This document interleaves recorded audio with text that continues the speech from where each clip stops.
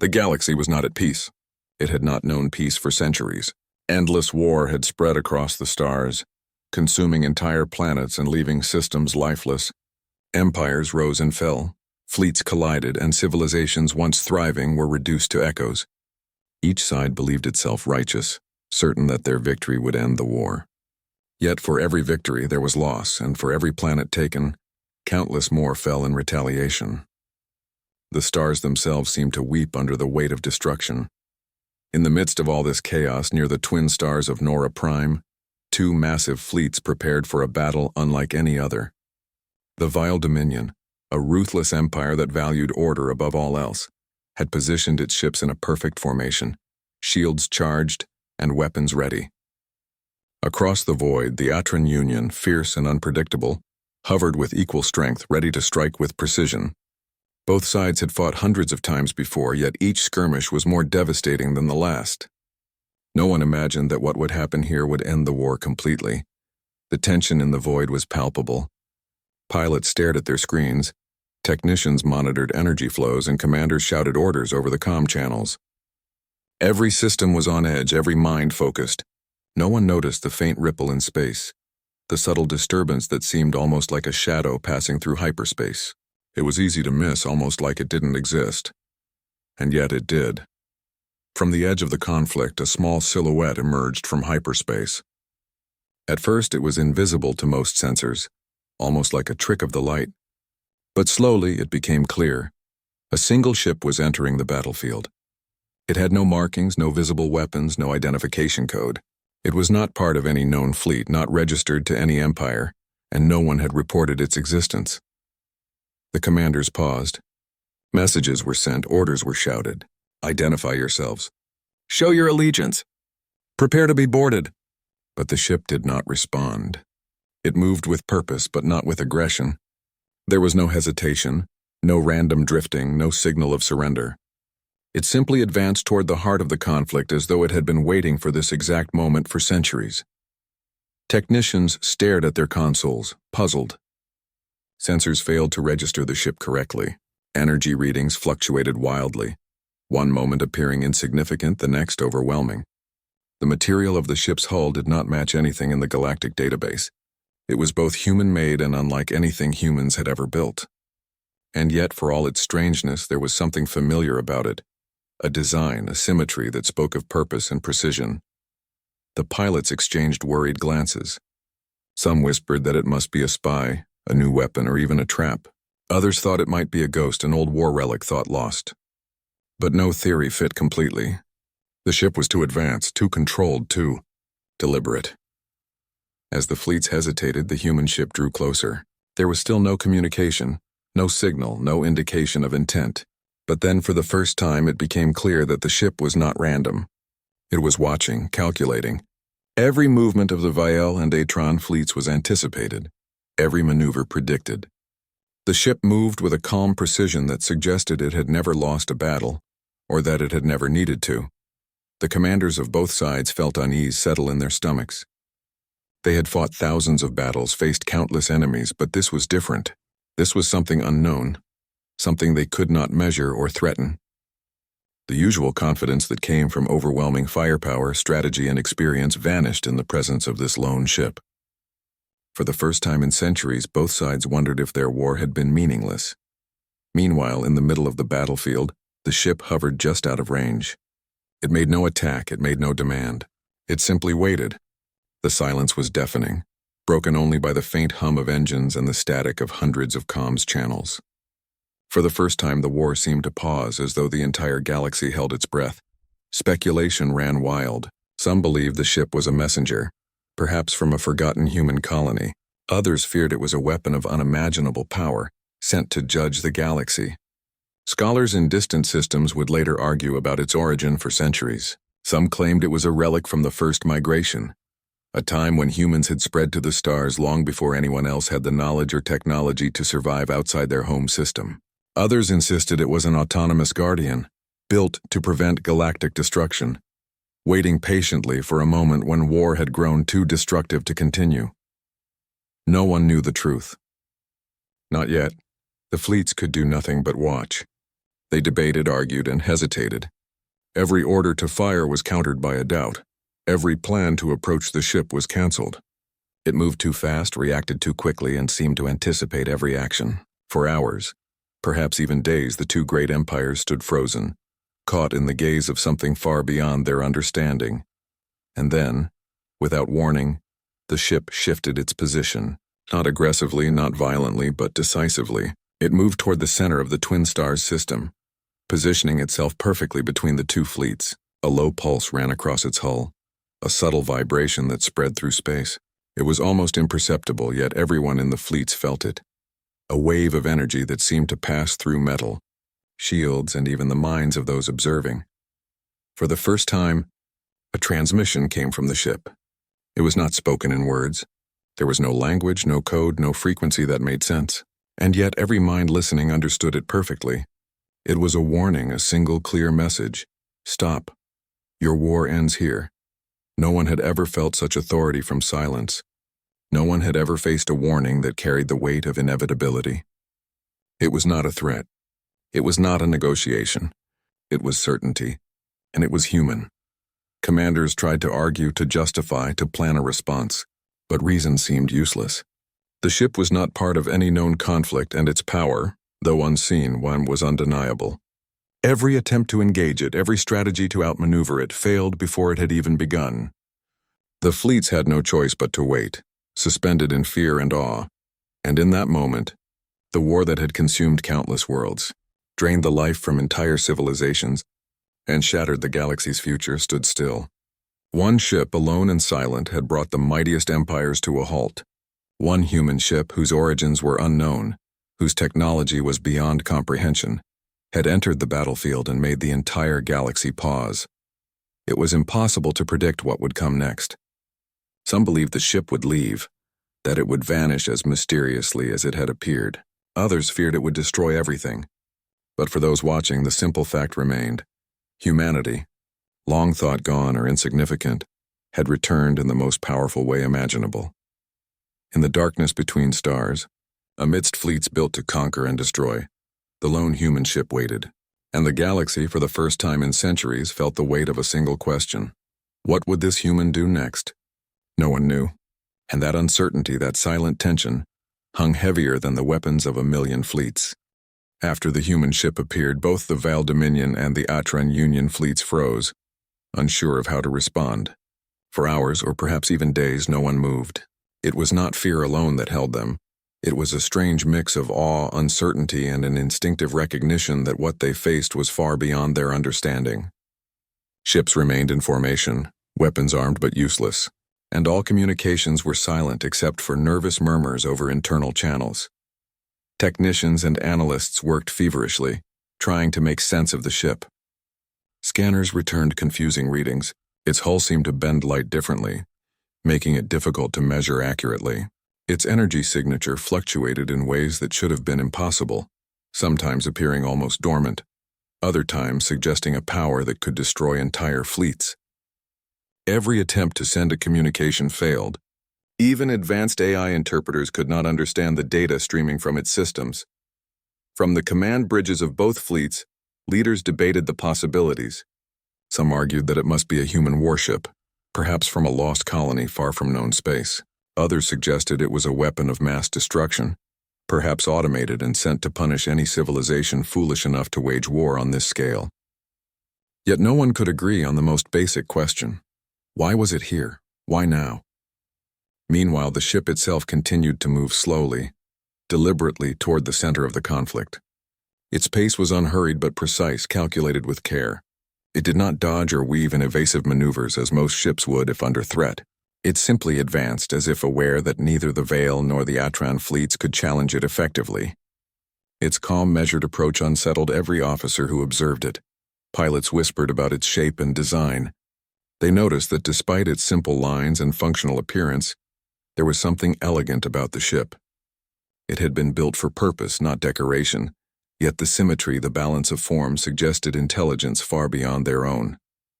Some even said that merely watching it gave them an uneasy sense of being judged, as if the ship could understand not just their strategies, but their thoughts and intentions.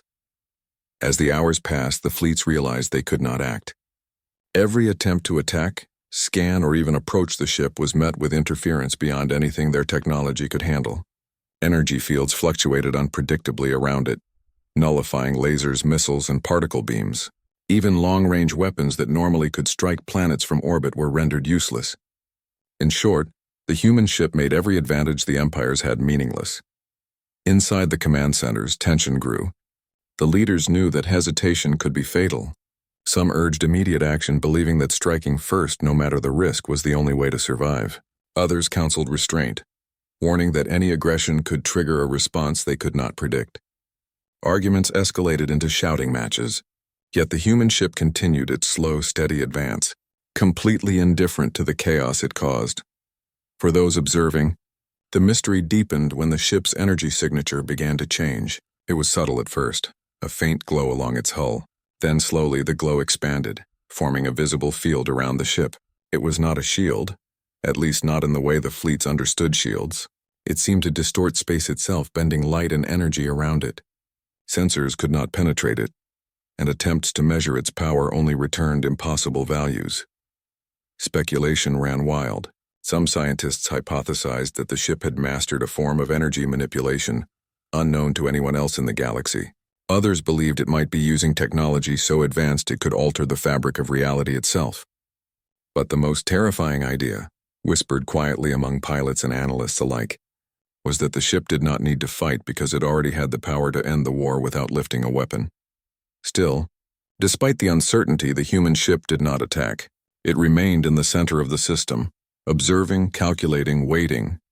The fleets were trapped between fear and inaction. Every maneuver, every strategy they had relied on for centuries was useless. It was as though time itself had slowed. The war paused not by diplomacy, not by exhaustion, but by the simple, undeniable presence of this one vessel. In the silence, human stories emerged among the crews. Pilots talked about seeing the ship reflected in the nearby stars, how its light seemed to pulse with a rhythm that felt almost alive.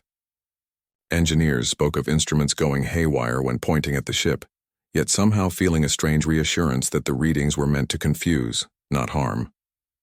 Even the soldiers on boarding vessels found themselves questioning their own motivations. The war they had fought for generations suddenly seemed insignificant in the face of a power they could not comprehend. Rumors began spreading through the fleets. Some whispered that the ship's crew, if it had one, were no longer human, that they had evolved beyond the limitations of biology and technology. Others insisted it was a remnant of humanity's ancient past, carrying knowledge and strength forgotten for thousands of years. No one knew for sure, but the idea alone was enough to chill every officer and crew member. As hours turned into cycles, the tension in the system reached a breaking point. The Vice Admiral and Atron Chancellor held emergency councils. They realized that traditional diplomacy was useless. No amount of negotiation could reach this unknown entity, and no show of force would intimidate it. The fleets faced a choice: retreat in fear, attempt a desperate gamble, or do nothing and hope the human ship would leave. Each option carried immense risk, and then something unexpected happened. Sensors detected a new pattern in the ship's energy field. It was subtle, almost imperceptible at first, but it became increasingly clear. The human ship was scanning the fleets, not in an aggressive way, but as if measuring their capacity for destruction, their potential for further conflict. It was as if the ship was judging them, not attacking, not defending, but evaluating. Every command decision, every energy output, every movement of every ship was being silently recorded and analyzed. The leaders of both empires began to understand, in some small, terrifying way, the true purpose of this human vessel. It was not here to conquer or destroy indiscriminately. It was here to correct, to intervene, to stop a war that had gone too far. The realization brought no relief, only a deeper sense of fear. They were not facing an enemy in the usual sense. They were facing an authority beyond comprehension, a force that could end everything without warning.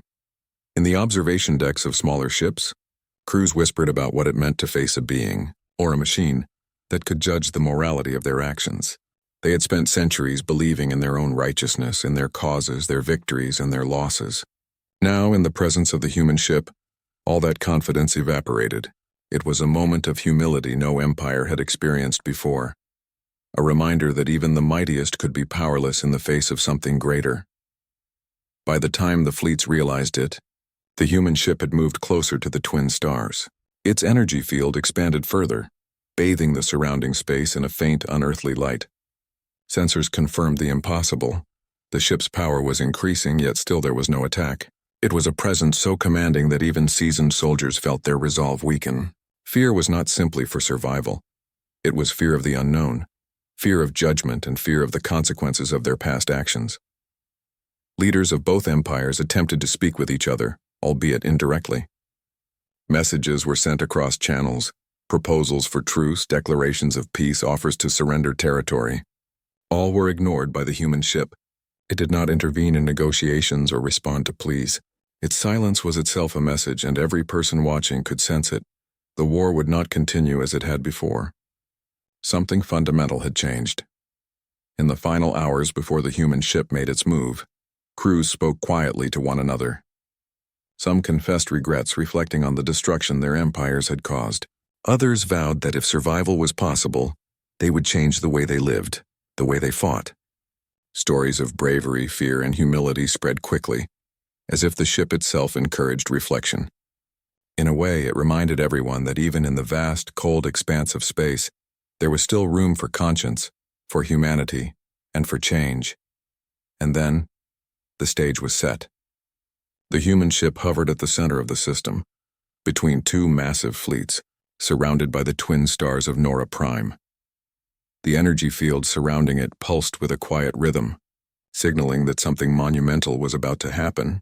Every eye in the galaxy seemed to turn toward it, every mind held in suspense, every system frozen. In that moment, the universe waited for the single, deliberate action of a lone human ship that could alter the course of history forever. It was no longer a question of who would win the battle or which empire would dominate. That question had become irrelevant. The human ship had already shifted the balance of power in ways no one could measure. The war, with all its complexity, its strategy, its centuries of fighting, was about to face a force that required no tactics, no armies, no negotiation. All that remained was the will of one ship and the decisions it would make in the silence between stars. The human ship remained at the center of the Nora Prime system, its presence calm yet commanding. Both fleets, the Veiled Dominion and the Atran Union, hovered in tense stillness, unsure of how to respond. Days of waiting had done nothing to ease the unease. If anything, it had grown. Pilots and crews whispered quietly among themselves, sharing stories of strange energy fluctuations, mysterious readings, and the subtle feeling that the ship could see everything they were doing.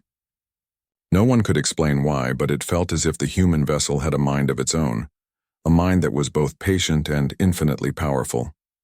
On board the human ship, there was no sound of shouting, no chaotic activity like in the other fleets. No one could see inside, but the calm radiating from the vessel suggested control beyond comprehension. Sensors could detect activity, energy surges, and motion, yet none of it matched any known pattern.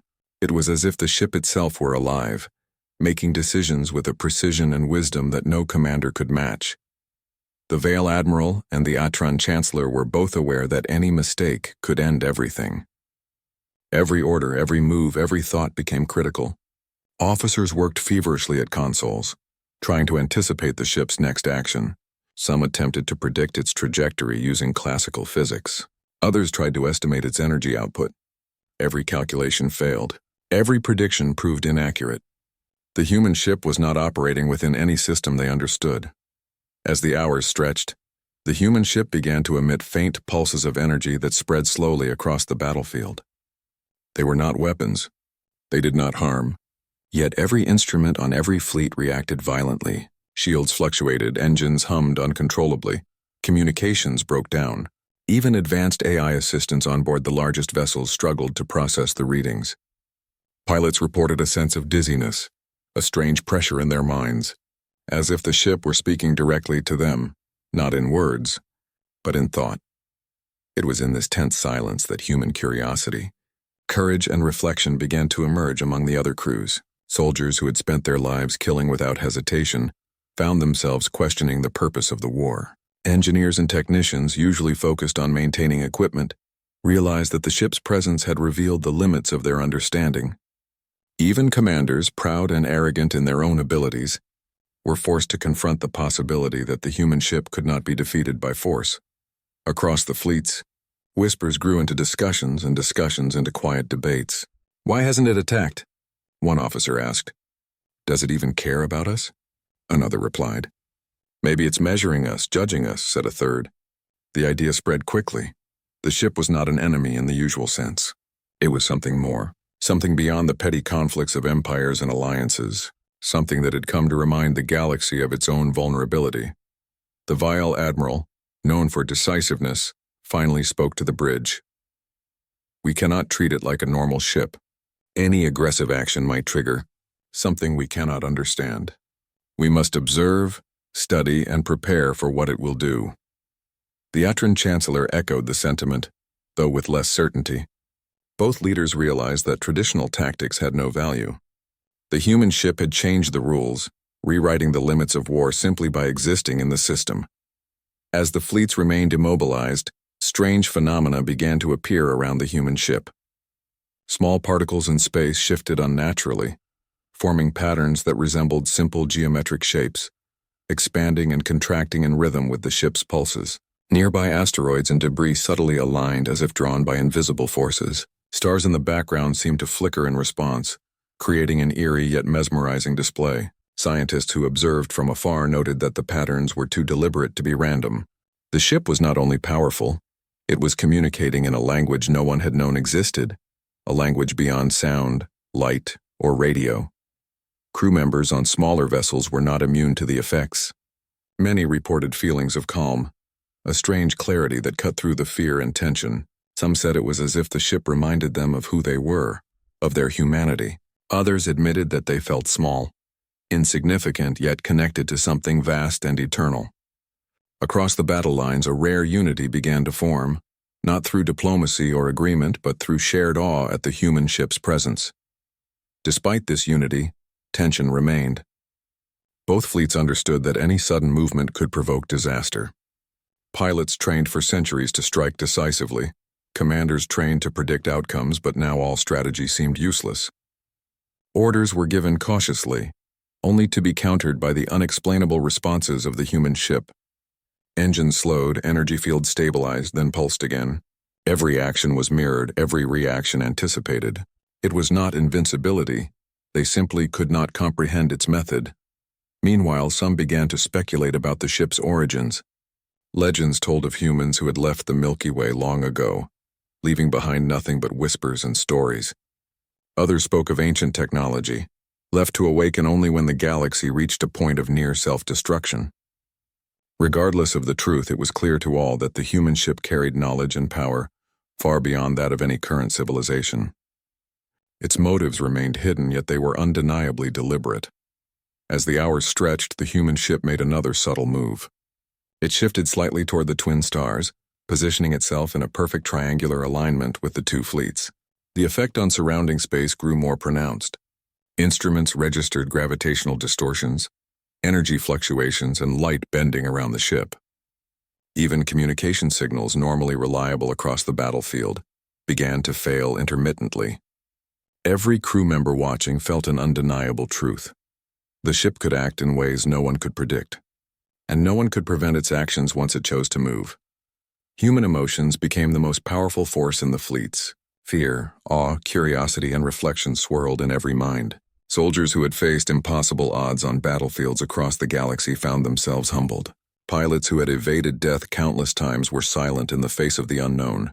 Commanders who had mastered strategy were forced to accept uncertainty as their only reality. The human ship had done something no one else had ever achieved. It had made a galaxy of warriors. Leaders and engineers pause and reflect on the nature of power, responsibility, and life itself. In small conversations across the fleets, crews shared personal thoughts. One officer confessed that he had never truly considered the cost of war until now. Another whispered that he had long wondered if their endless battles were meaningless. Children born on distant colonies, trained to fight from a young age, felt a strange relief in realizing that they were part of something larger than themselves. The human ship, simply by being present, had shifted not just strategy but consciousness. Then, without warning, the ship released another pulse. This one was stronger, yet still not violent. It spread outward like ripples in water passing through every fleet. Shields fluctuated, weapons misfired, engines faltered, but no life was harmed. Observers reported feeling a deep resonance in their minds, as if the ship was communicating not with technology but with understanding itself. For the first time, it became clear. The human ship was capable of ending the conflict without firing a single shot. Its power was in control, not destruction. Commanders struggled to comprehend what they were witnessing. Entire fleets had been built on the principles of dominance, strength, and speed, and yet this one ship had shown that true power was not measured by destruction, but by the ability to stop destruction entirely. Every order to attack, every plan to maneuver, every thought of strategy was rendered irrelevant. The human ship had transcended traditional warfare, becoming something more profound, a force of balance.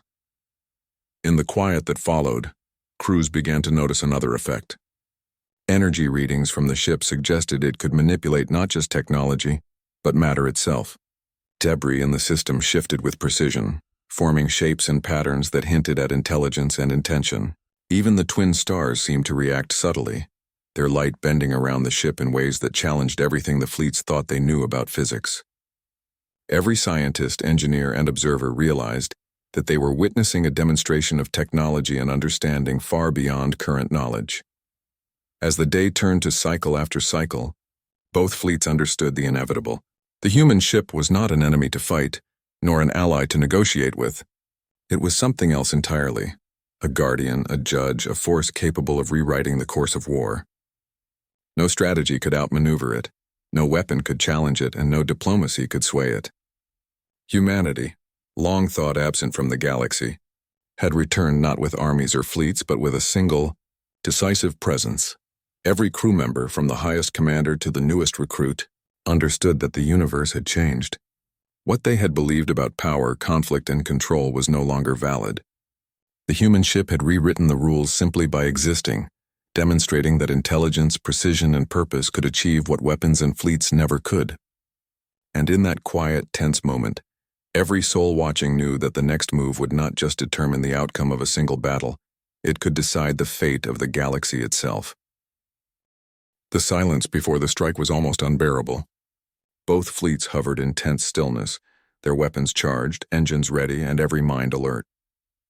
The Vial Dominion and the Atran Union had faced countless battles, yet nothing in their history compared to what was unfolding before them. The human ship, calm and silent, waited at the center of the system, its energy pulsing with an intensity that could not be measured by any instrument. Pilots, engineers, and commanders alike felt a sense of awe and fear that went beyond ordinary understanding. The fleets had spent cycles observing, debating and speculating, trying to understand the ship's purpose. They had seen it manipulate energy, bend space, and disrupt communication. They had felt its presence touch their minds, instilling a strange clarity even amid fear. And yet, despite all its demonstrations of power, it had not attacked. Until now. Without warning, the ship shifted.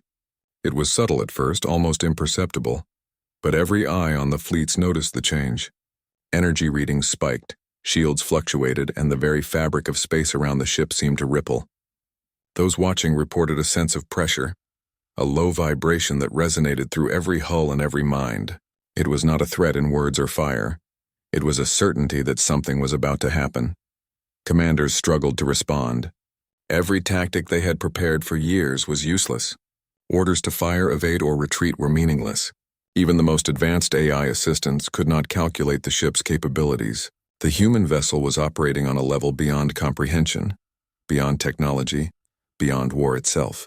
It did not need to fight because it had already won control over the situation. Then came the first strike. Not a shot, not a missile, not an explosion. It was a pulse of energy, invisible at first, spreading outward in perfect symmetry. Sensors picked it up, but no one could understand it. The pulse passed through the fleets, bypassing shields, reactors, and weapons. Pilots felt a strange pressure, as if the ship were speaking directly to their minds, reminding them that all their power was meaningless in this moment. It was not a message of anger or vengeance, but of correction, of balance. The fleets had no choice but to watch. Ships faltered as engines surged and weapons failed. Energy flows reversed, Reactors stabilized, then collapsed, systems shut down one by one. Panic spread, though it was tempered by awe. Crews whispered, wondering if they were witnessing the end of life as they knew it, or something even greater, a warning to all civilizations in the galaxy. From the observation decks, engineers recorded the impossible. Power levels fluctuated far beyond theoretical limits. Hulls designed to withstand cataclysmic force bent and shifted without breaking. Energy fields warped space in patterns that defied calculation. Yet amidst the chaos, no life was harmed. The human ship had achieved what no fleet could: total control without destruction, demonstrating dominance not through violence, but through precision and understanding. Commanders realized that resistance was futile. Every attempt to maneuver or attack was anticipated and countered before it began. The human ship did not strike out of malice, it simply imposed order. It was as if it were rewriting the rules of physics and strategy, showing that control over the battlefield could be achieved without a single casualty. As the pulse expanded, the twin stars of Nora Prime began to react. Their energy output fluctuated, their light bending and warping in response to the ship's manipulation. The fleets watched in disbelief as gravitational distortions appeared, subtly shifting asteroid belts and debris fields. Even the void of space seemed alive with the effect of the human ship's actions. Those who had spent decades studying astrophysics admitted silently that they could not explain what they were seeing. Amid this, small human reactions unfolded across the fleets. Pilots who had trained for war since childhood froze in awe. Engineers whispered to one another about how the ship's presence made all their knowledge seem insignificant.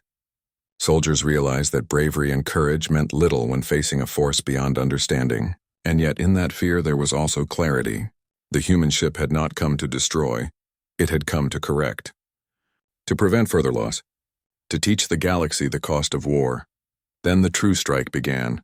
Not with fire, not with missiles, but with a beam of energy that was both visible and invisible, focused and immeasurable.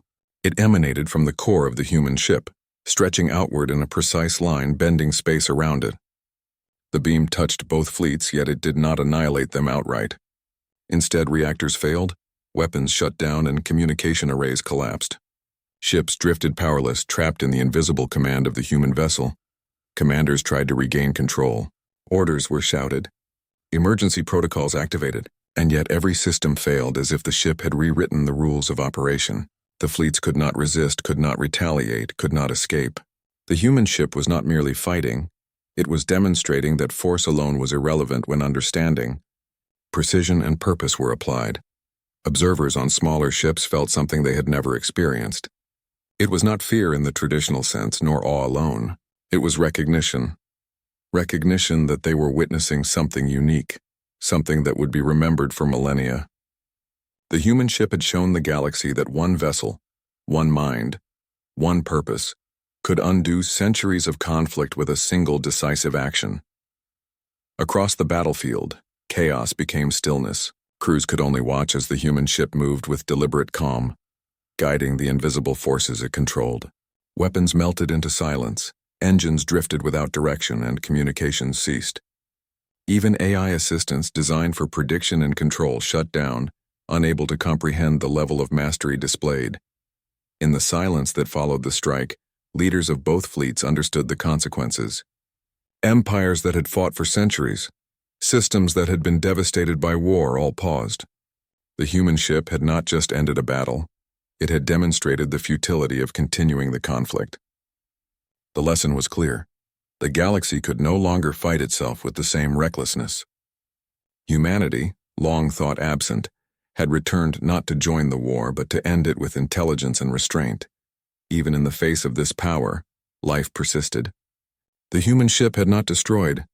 It had imposed order, reshaped the battlefield, and allowed survival. Crews began to regain awareness of their surroundings, realizing that the strike had not been meant to kill, but to teach. Systems slowly came back online, though under the subtle guidance of the human vessel. For the first time, the galaxy felt both relief and humility. Stories spread quickly through the fleets. Pilots told of seeing the ship's energy pulse ripple across the stars. Engineers described systems responding as if alive, and soldiers reflected on the strange calm that followed the strike. In every conversation, one truth emerged. The human ship had changed everything. No empire could claim victory in the same way again. No fleet could wage war without considering forces far beyond their comprehension. And yet, even after demonstrating such unimaginable power, the human ship did not linger. It paused briefly at the center of the system as if surveying the aftermath, then began to move outward, retreating into the void. Its energy pulses slowed, its light dimmed, but the impression it left behind remained. Crews could feel it in their minds, a subtle reminder that the galaxy had been saved from itself, not by violence but by intelligence, purpose, and restraint. The strike became the story of the century. Scholars, historians, and civilians who survived would later describe it as the moment the galaxy truly understood humanity's power. It was not measured by fleets or weapons, but by a single ship that had acted with precision, judgment, and a knowledge that transcended centuries of war. The human ship had ended the fighting not through destruction, but through undeniable mastery.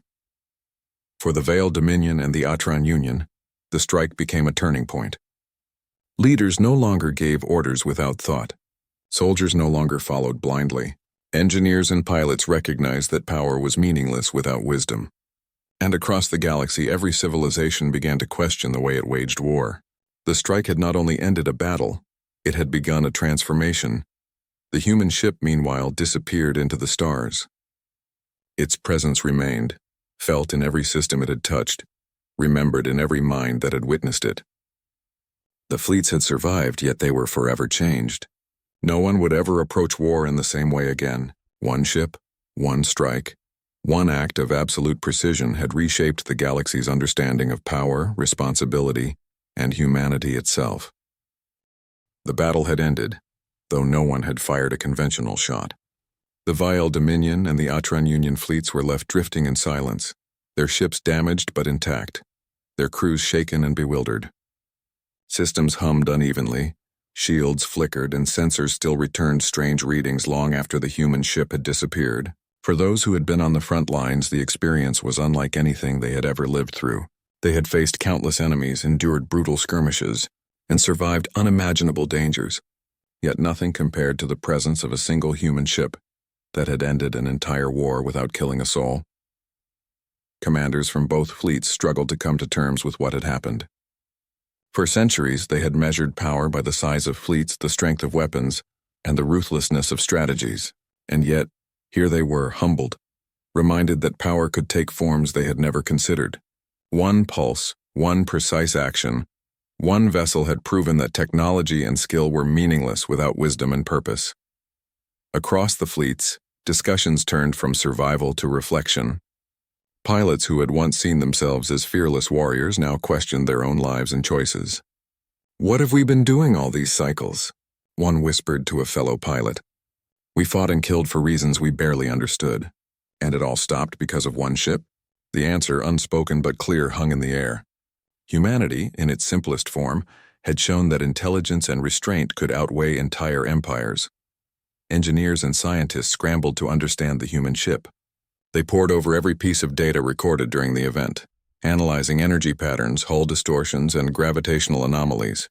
Yet the more they studied, the less they understood. The ship's design, its energy control, and its ability to manipulate matter and space were far beyond any known science. Some concluded that humanity had reached a level of technological mastery that no other civilization could hope to match. Others believed the ship's actions were guided not by technology alone, but by judgment, conscience, and something far more profound than logic. Amid this confusion, stories of courage, fear, and awe began to circulate among the crews. Pilots recounted how their instruments failed just as they prepared to fire, how they felt a subtle pressure in their minds, almost like a voice guiding them to stop.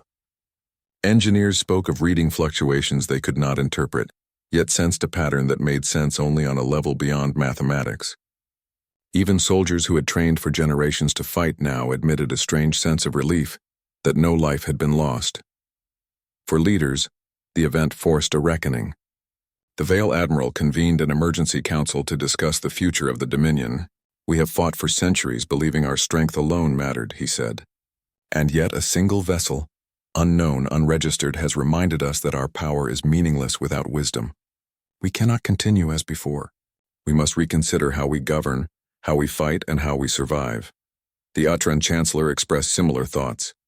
We were prepared to annihilate our enemies, to claim victory at any cost. And yet we were humbled. We witnessed restraint, judgment, and precision beyond our comprehension. If we continue the war as we have, we risk annihilation not by force, but by our own ignorance. Across both fleets, the realization was unanimous. The war had ended not through death or destruction, but through a lesson.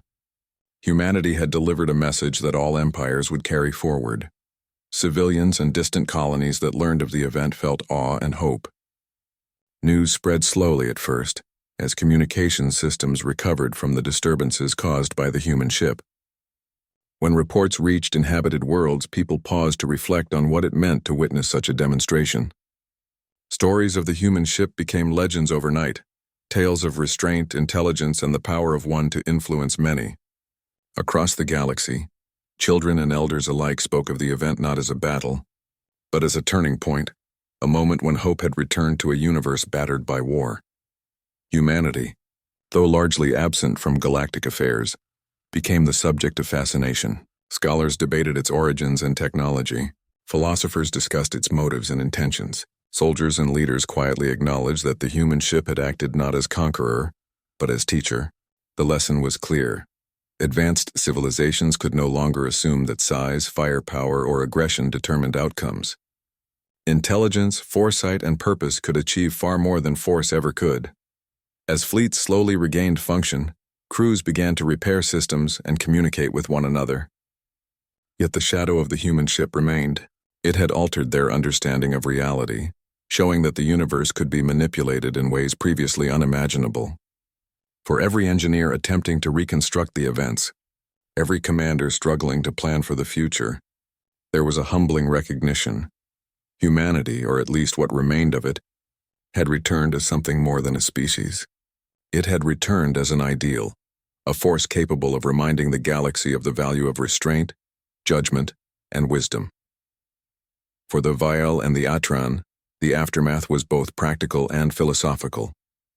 They realized that continuing the war in the same way would be foolish. The fleets needed to reassess priorities, rebuild relationships, and rethink strategies. Pilots, once driven by orders and ambition, now spoke of honor, responsibility, and the lessons learned from the human ship's actions. Soldiers reflected on the consequences of blind obedience.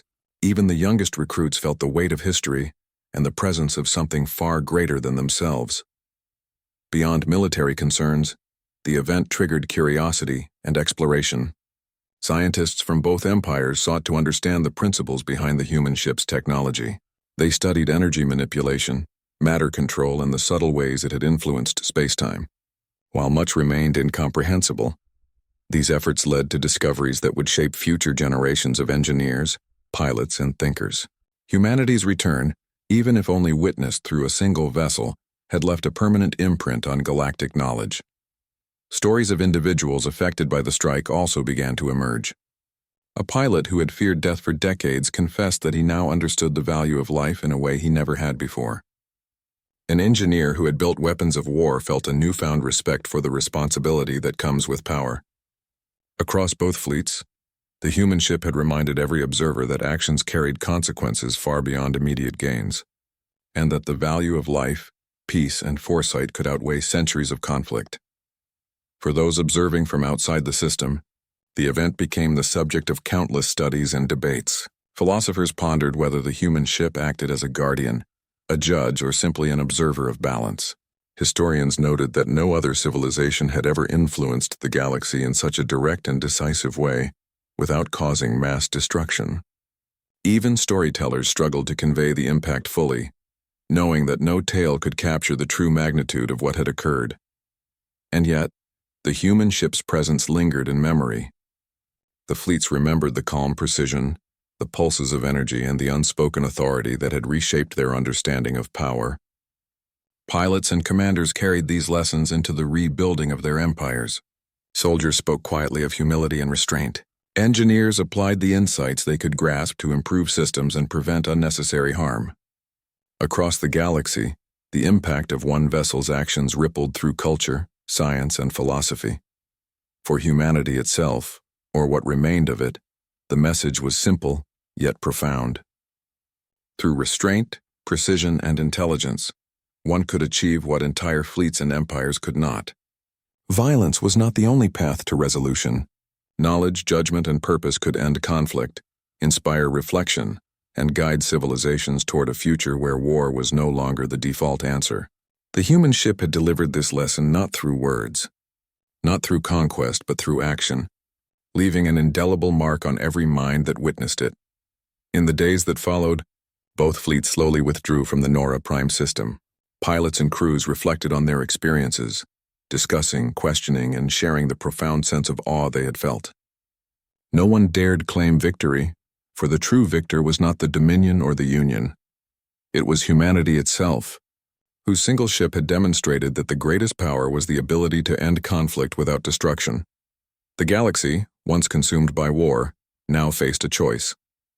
It could continue on the old path of endless battles, or it could learn from what it had seen. The human ship had shown the consequences of recklessness and the potential of restraint. Its influence extended far beyond the battlefield, reaching into the hearts and minds of all who had witnessed it. For the first time in centuries, civilizations considered peace not as weakness but as wisdom, and so the legacy of the strike endured. Generations would study, discuss, and reflect on that singular act. The Vial Dominion and the Atran Union, once enemies bound by centuries of hatred, now shared a quiet understanding. The galaxy had been forever changed by a single human ship, one vessel that had ended war not through destruction, but through the quiet, unstoppable force of intelligence, purpose, and humanity itself. After the human ship vanished into the depths of space, the galaxy felt a silence it had never known. It was not the quiet of peace nor the calm that follows a battle. It was a silence that carried weight, a stillness that demanded reflection. The fleets of the Veil Dominion and the Atran Union floated in that void, their ships operational yet strangely subdued. Pilots, engineers, and soldiers alike stared at their instruments, at the stars, and at the empty space where the ship had once hovered. Something had changed, something fundamental. The days after the strike were filled with hushed conversations and careful observation. Leaders convened councils not to plan battles but to understand the event that had ended centuries of war. The Veil Admiral admitted openly, "We were shown that power alone is meaningless. This event has revealed limits we cannot ignore." The Atran Chancellor, equally humbled, acknowledged that the galaxy had been forced to reconsider what it valued most. Not conquest, not territory, but wisdom and restraint. Across both fleets, crews shared stories of what they had seen. Pilots spoke of the pulses of energy, how they felt like a heartbeat that connected every ship, every mind, and even the void of space itself. Engineers described the way the human ship seemed to control forces no one could calculate, yet did so without harm. Soldiers admitted they had never felt awe so complete, a mix of fear and inspiration that lingered long after the pulses faded. Across the galaxy, the memory of the human ship became a quiet lesson, a story of restraint and intelligence that no one would forget. Civilian populations on distant worlds learned of the event in fragments at first. Messages that survived communication disruptions told of a ship that had ended a galactic war without firing a weapon. Entire colonies paused to reflect. For the first time in generations, parents explained to children that power was not just the ability to destroy, it was also the ability to stop destruction before it began. Philosophers wrote of restraint, scholars studied the energy phenomena, and historians began marking a new era, the moment humanity returned not as conquerors but as teachers. In the fleets, life slowly returned to routine, yet nothing was the same. Soldiers moved with newfound caution, engineers worked with a deeper sense of responsibility, and commanders planned with awareness that their decisions could no longer rely solely on force. The human ship had shown that even centuries of war and training could be rendered irrelevant by intelligence and purpose. The lesson was clear. The galaxy could no longer assume that size, numbers, or firepower alone determined outcomes. Small acts of change began to appear. Pilots, once aggressive and impatient, now spent time coordinating carefully, thinking about the consequences of every maneuver. Engineers built systems with safety and restraint in mind, inspired by the control they had witnessed. Commanders began holding discussions not just about strategy, but about ethics and responsibility. Across the fleets, a subtle shift took hold, a recognition that intelligence and wisdom were now as important as firepower and tactics. The story of the human ship also inspired innovation. Scientists studied the remnants of energy pulses, the patterns of space-time manipulation, and the subtle effects on nearby stellar bodies. They attempted to replicate some aspects of the technology, though nothing could approach the mastery of the original vessel. Even so, the effort brought about new understanding, new propulsion methods, safer energy systems, and more efficient communication across interstellar distances. Humanity's influence, though brief in physical presence, extended far beyond into knowledge and discovery. Historians began to record the event not as a battle, but as a turning point. For centuries, wars had been documented in terms of victories, conquests, and losses. Now the record would include a new type of achievement: restraint, precision, and the power of intelligence to guide outcomes without destruction. Entire generations would look back and say that the human ship had changed the course of history, not by conquering, but by showing that restraint could achieve what empires could not. Even in the Vale and Atron leadership, a transformation began.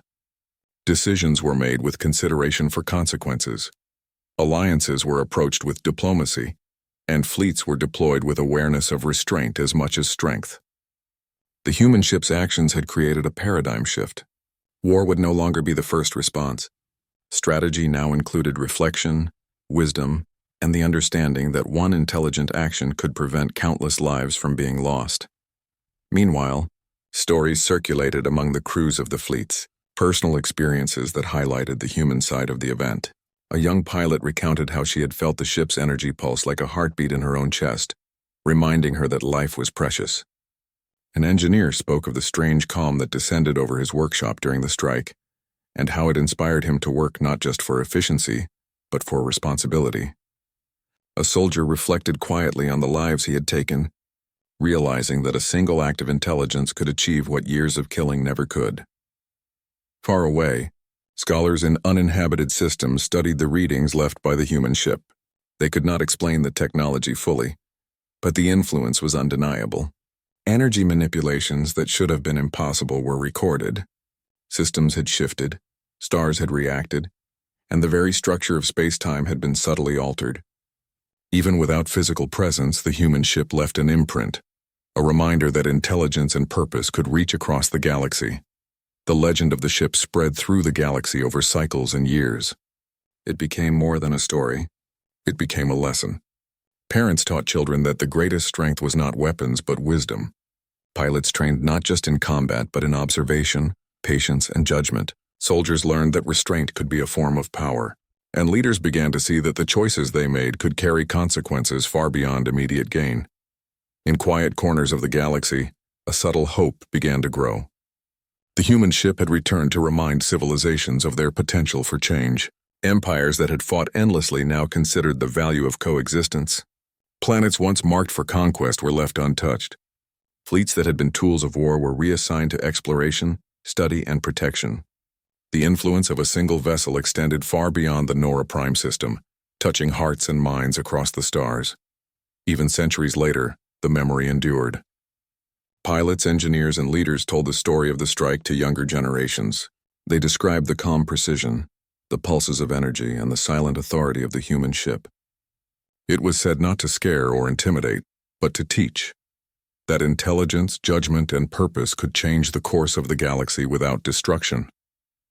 The event became a symbol, a story of humanity's ability to act decisively, wisely, and with restraint.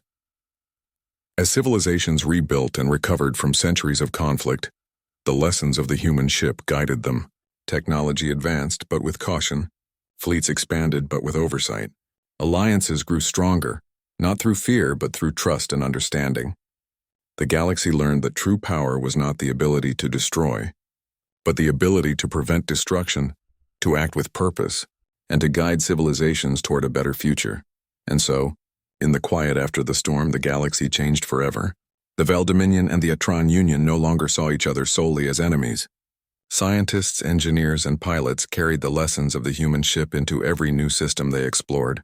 Children grew up hearing stories of the vessel that ended war with a single strike of intelligence and restraint.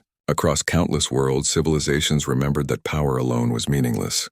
It was purpose, judgment, and wisdom that could reshape the course of history. The human ship, wherever it traveled next, had left its mark. Though it vanished from sight, its presence remained in the minds of every witness, in the structure of fleets and technology, and in the hearts of all who had learned the lesson it delivered. The galaxy, once consumed by war, now carried the potential for peace, tempered by understanding, guided by intelligence, and inspired by humanity's return. In the end, the story of that lone human ship was not one of destruction, conquest, or victory in the traditional sense. It was a story of restraint, clarity, and wisdom. It was a reminder that one conscious, deliberate act could reshape the course of a galaxy, and for all who had witnessed it, the memory endured as both a warning and an inspiration. The greatest power is not in firepower, not in fleets, and not in fear. It is in intelligence, purpose, and the courage to act wisely when the galaxy's fate hangs in the balance.